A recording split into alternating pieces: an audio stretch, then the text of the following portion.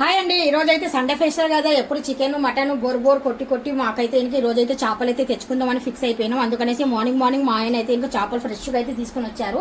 ఆ ఫ్రెష్గా తెచ్చిన చేపలు ఎంత అయినా కానీ సరే మన పై పొట్టు లోపల కడుపు అనేది క్లీన్ చేసేయాలండి.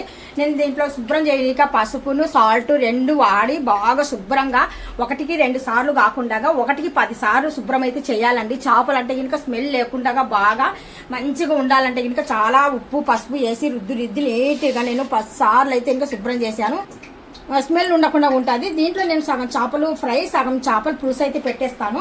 పులుసు కోసం అయితే ఇక్కడ చింతపండు అయితే రెడీగా పెట్టుకున్నాను, నానబెట్టుకున్నానండి. ఇప్పుడు చింతపండు ఉంటేనే చాలా బాగుంటుంది చేప పులుసు. అందుకనేసి సరిపోయినట్టుగా ఇక్కడ మసాలా కూడా నేను ఫ్రై చేసేసి గ్రైండ్ చేసి పెట్టుకున్నాను పౌడరు. ఇక్కడైతే కనుక మనము నూనె అయితే కొద్దిగా ఫ్రై కోసం నూనె అయితే కనుక వేసి వేడి చేస్తున్నాను. ఇక్కడ మసాలా కోసం పులుసు కోసం అయితే టమోటా పండ్లను పచ్చిమిర్చి అయితే కటింగ్ చేసి పెట్టుకున్నాను. టమోటా ఆనియన్ అయితే కనుక కటింగ్ చేసి ఫ్రై చేశాను. ఇప్పుడు చేపలు ఫ్రై చేసుకుందాం. ముందుగా బుర్రలు అయితే సపరేట్ చేసేసానండి. బుర్రలు అయితే ఇంకా బాగా ఉంటాయి మన పులుసు కోసము, అందుకనేసి సరిపడినట్టుగా బుర్రలు అయితే తీసేసాను. ఇక్కడ చేపలు ఎన్ని ఉన్నాయో ముక్కలు అన్ని ముక్కలు అయితే ఇక్కడ ఫ్రై చేసేస్తున్నాను. ముందుగా నేను ఆయిల్ అయితే ఇంకా పెట్టుకున్నాను. ఆయిల్ పెట్టిన తర్వాత ఒక్కొక్క ముక్క అయితే ఇంకా వేసేస్తున్నాను.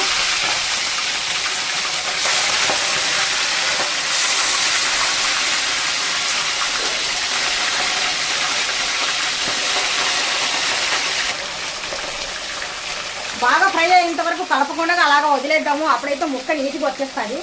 చూస్తున్నారు కదా, మన రాయలసీమ జొన్నరొట్టెలు అయితే రెడీ అయిపోయినాయి. ఇక్కడ వచ్చేసి మనకు చేపల ఫ్రై అయితే ఇంకా రెడీ అయిపోయినాయి. చేపల ఫ్రై కూడా రెడీ చేసేసాను.